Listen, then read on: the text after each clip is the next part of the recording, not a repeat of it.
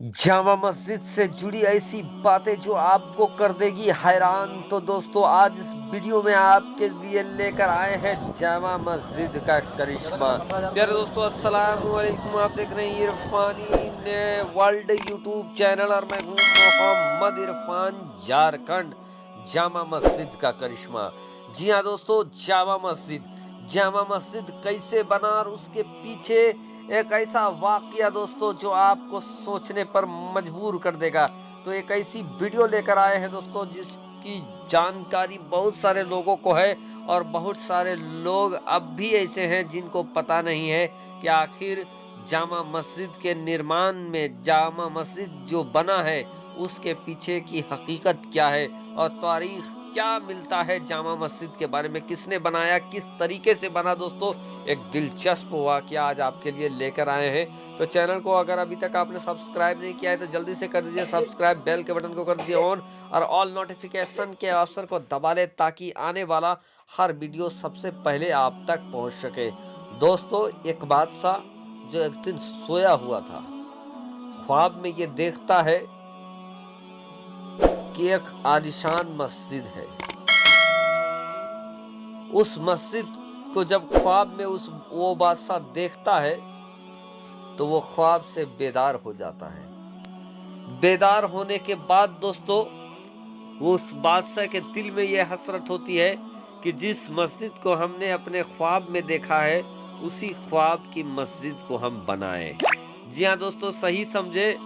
और वो ख्वाब वाली मस्जिद कोई और नहीं बल्कि जिसको आज हम और आप दिल्ली का जामा मस्जिद के नाम से जानते हैं, यही वो मस्जिद है जिसको एक बादशाह ने, जिसको दुनिया जमाना शाहजहां के नाम से जानती है, मुगलिया सल्तनत का वो अजीम बादशाह जिसको दुनिया जमाना शाहजहां के नाम से जानती है, शाहजहां ने अपने ख्वाब में एक दिन एक मस्जिद को देखा और जब ख्वाब से बेदार हुआ तो अपने वक्त के तमाम इंजीनियर, तमाम लोगों को बुलाता है, कहता है कि मैंने ख्वाब में एक मस्जिद को देखा है और मेरी ये हसरत है, मेरी ये तमन्ना है कि मैं हकीकत में उसी मस्जिद को बनाऊं।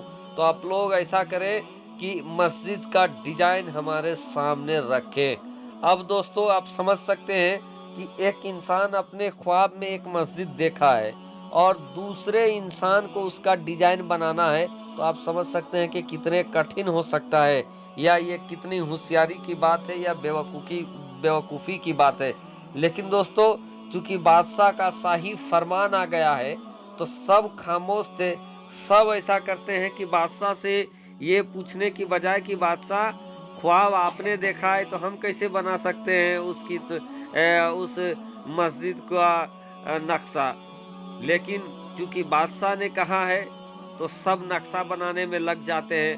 हर इंजीनियर, हर आर्किटेक्ट आता है और अपने अपने तरीके से मस्जिद के एक से बढ़कर एक नक्शा बनाकर देने लगते हैं। लेकिन सभी नक्शा को बादशाह शाहजहां देखता जाता है, रिजेक्ट करता जाता है, देखता जाता है, रिजेक्ट करता जाता है। ये नहीं है, वो नहीं है, ये नहीं है, वो नहीं है।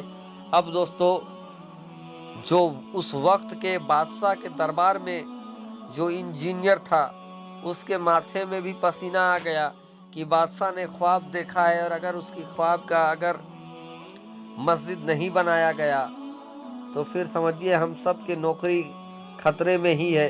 सब परेशान थे, बादशाह भी ये मुंतजिर था कि कोई भी जल्द कैसे भी उसके सामने उस मस्जिद का नक्शा बनाकर दिखा दे जिस मस्जिद को उसने ख्वाब में देखा था। अब इसी हमी के आलम में दोस्तों जो बादशाह के दरबार का इंजीनियर था वो अपने वक्त के एक अल्लाह के वली का मुरीद था और वो अल्लाह के वली दिल्ली के दरबार में, दिल्ली के एतराफ में ही मौजूद थे। फकीरी लिबास था उनका। एक दिन वही अल्लाह के वली जो कि फकीरी दुर्वेशी लिबास में थे अपने यहाँ मौजूद थे और बादशाह के दरबार का वो इंजीनियर उनके पास गया।